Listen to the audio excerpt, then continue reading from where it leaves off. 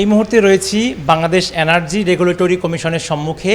এই কমিশন সম্প্রতি বিদ্যুতের দাম বর্ধিত করেছে এবং এই বিদ্যুতের দাম বর্ধিত করার পর সাধারণ মানুষ কিন্তু নানা প্রতিক্রিয়া দিয়েছে। সেই সাথে দেশের বিরোধী দলও কিন্তু এই বিষয়ে প্রতিবাদ জানিয়েছে। তবে সাধারণ মানুষের কাছ থেকে আমরা মন্তব্য জানব তাদের এই বিষয়ে কী প্রতিক্রিয়া।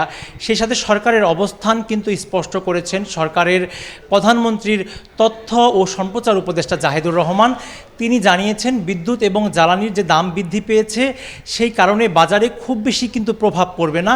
সরকারের অবস্থান সরকার জানান দিয়েছে। সেই সাথে বিদ্যুতের বর্ধিত দাম প্রত্যাহারের দাবি জানিয়েছে সাধারণ মানুষ। আমি এই দেশের সাধারণ নাগরিক হিসেবে বর্তমান সরকারের কাছে রিকোয়েস্ট করব যে বর্তমান যে বিদ্যুৎ এবং জ্বালানির যে ঊর্ধ্বগতি, আমরা যারা নিম্নবিত্ত আছি তাদেরকে এই মুহূর্তে চলাটা অনেক কষ্টকর হয়ে যাচ্ছে। দেশ গ্রামে ঠিকমতো বিদ্যুৎ থাকে না। এতে যদি আরও বিদ্যুতের দাম বাড়া হয়, দেশ গ্রামের মানুষ বা সাধারণ আয়ের মানুষ যারা, তাদের খুবই কষ্ট হবে। আমরা চাই সরকার যেন সাধারণ জনগণের চিন্তা করে জনগণের জন্য বিদ্যুৎ এবং জ্বালানির দাম কমানো হয়। যদি এখন আবার সরকার বিদ্যুতের দাম বাড়ায় তাহলে জনসাধারণের উপরে অনেক চাপ পড়বে। মানুষের ইনকামের দিকে আগে তাকাতে হবে যে আপনি কয় টাকা ইনকাম করেন। আমি 200 টাকা ইনকাম করে যদি আমার 300 টাকা খরচ হয় তাহলে আমি তো ঋণগ্রস্ত হয়ে গেলাম।